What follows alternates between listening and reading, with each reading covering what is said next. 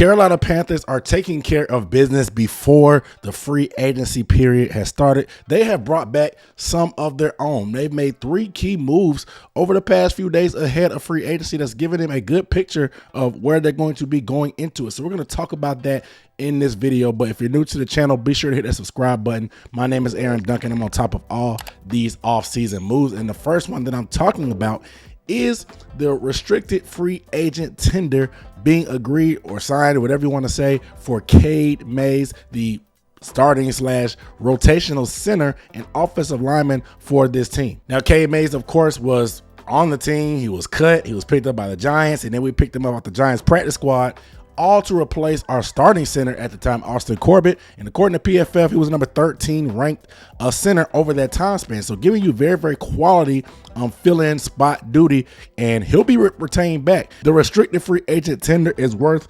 $3.263 million. So a 1-year deal for Cade Mays, bringing him back. I thought this made a ton of sense. He played very, very good ball, like I said, in that spot duty, and he's somebody that's young. He was a 6th-round pick. He was grown and developed by us.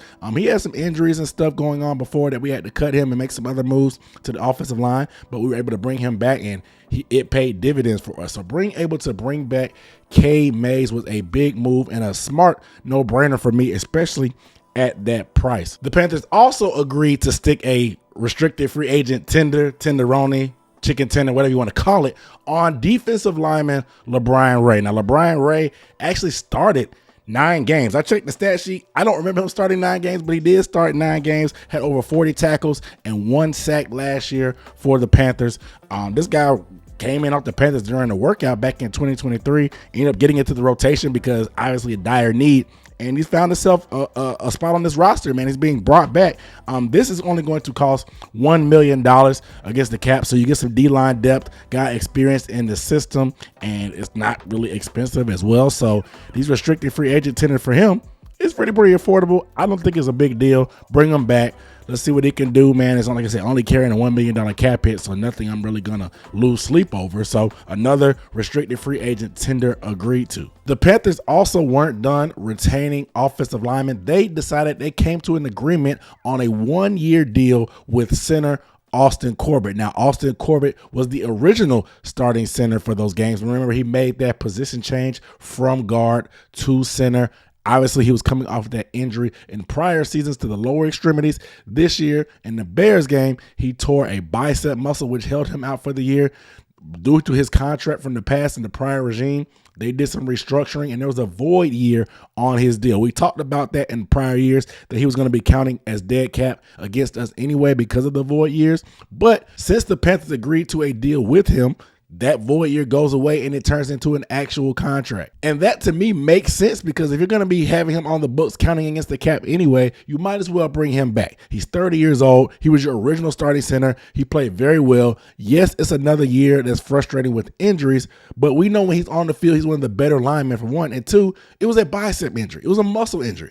Upper body muscle injury. So this is not something that's going to affect his gameplay next year like another lower extremity issue. So bringing him back and Cade Mays to, I guess, compete, or if not start at center for us, was a no-brainer in my opinion. So now you have competition, you have depth on that center, both on 1-year deals. So it also buys you more time to, hey, either let one of those guys declare to be the guy in the future, or you can go into the draft and find your center of the future that you want to develop and have him on a rookie deal moving forward. So the details on the Corbett deal is a little foggy for me. Pardon me. There's a couple different sources. Alex Zietlow from the Charlotte Observer, he says that a league source tells the Observer that it's a 1-year deal with the base value of $3 million that can make up to $7 million with incentives. But Aaron Wilson, who's also a known insider that gives a lot of details on contract, he went a lot more into the weeds in terms of Corbett's deal. So here's how it breaks down. He said the Panthers' 1-year deal for Corbett is $3 million total, $745,000 signing bonus, $1.255 million base salary, which is fully guaranteed, which is $2 million total guaranteed if you total the obviously the signing bonus and that base part.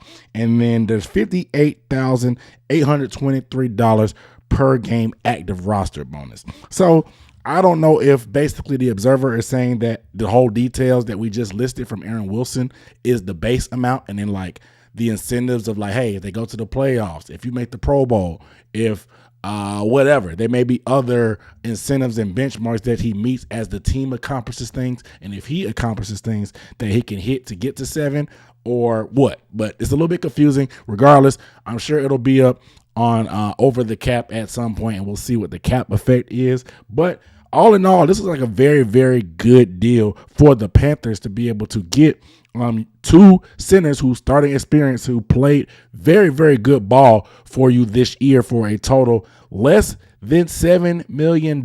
Now, to put that in context, according to Mike K of the Charlotte Observer, shout out to my guy Mike, there are 8 centers in the league by themselves that are making more money than Austin Corbett and Cade Mays combined. Yes, more guys, 8 more guys are making more combined dollars than Cade Mays and Austin Corbett. And we know Austin Corbett played some pretty good football. So you have to be impressed with maximizing the value that the way that the Panthers did, especially for this Austin Corbett deal, because when he's been healthy, he's been one of our better linemen, bar none. I think the other big thing about this is that continuity is mostly key for the offensive line. When you have guys beside you that you played a lot of snaps with and they stay healthy and stuff like that, you start to build that thing when you're communicating on blitzes and stunts and twists and combo blocks in the run game. Having that continuity in a guy that you're used to and accustomed to doing those things with, it pays a ton of dividends because the communication is that much more seamless. We saw the troubles that it's had when we played all those guards in Bryce Young's rookie year in 2023. We played, 7 or 8 guards, and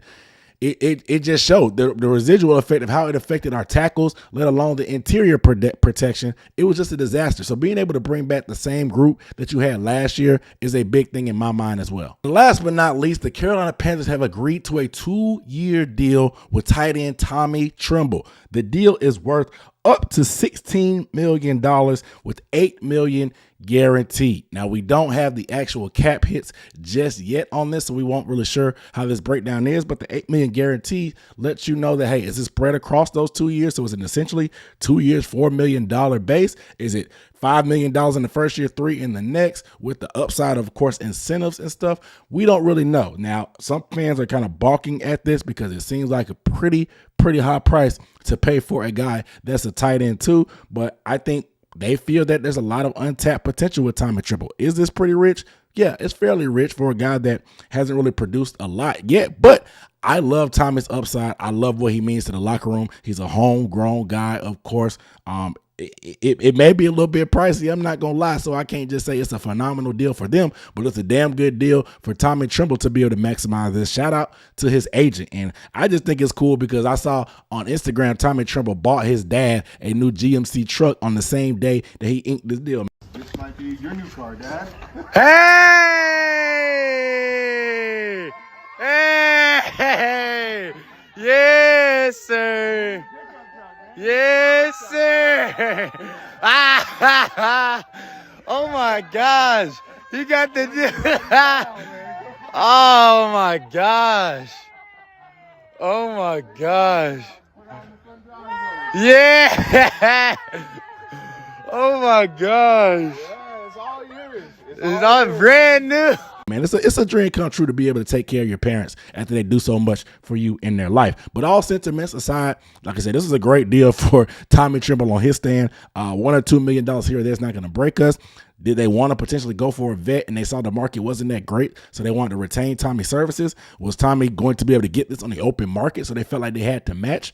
I don't know, but it still sounds like the Panthers are going to either draft a tight end in a deep draft class for tight ends or add another vet, which I wouldn't be opposed to at all because there are a lot of guys I like. If they do that, I would love for them to go for a different arch type of tight end. Now, Tommy Tremble and JT Sanders are a little bit different, but they're both 6'3", 245 type of guys. I think Tommy is a way better blocker than JT Sanders, but I think they're similar type of athletes. They're not super fluid, but they can be effective. They're not really a avid route runners, and they're not huge, big bodies. I would love to add a big body, tall tight end that's good at blocking, or a guy that has a lot more route running upside that can separate as well. Those are just what I'm looking for when we add to this room in the draft, but I have no problem with them bringing back Tommy. The price, I can get the complaints about it, but I'm not going to lose sleep over it because apparently they let him test the market, and this might have been what the market said was out there. So they thought enough of him. They wanted to bring him back after letting him see what his price was. And so that's what happens. It's kind of the price of doing business and the risk you take when you let a guy go out to the market and determine his own worth from that standpoint. So shout out to Tommy and shout out to his agent, man. But you guys let me know down below in the comments how you feel about these 3 deals the Panthers have set up before free agency has started. I think they're going to be big spenders. Apparently all the reports are saying they're going to be very, very active. So this is just the first step and what's to come. But I want to get you guys' thoughts. Do you have any issues with the Tommy Tremble deal? I'm sure you guys may or may not have issues with the Corbett or Cade Mays deals because they're very, very cheap. But I want to get you guys' thoughts down below. But without further ado, make sure you are subscribed to the channel. I really appreciate you guys watching. I'll see you next time.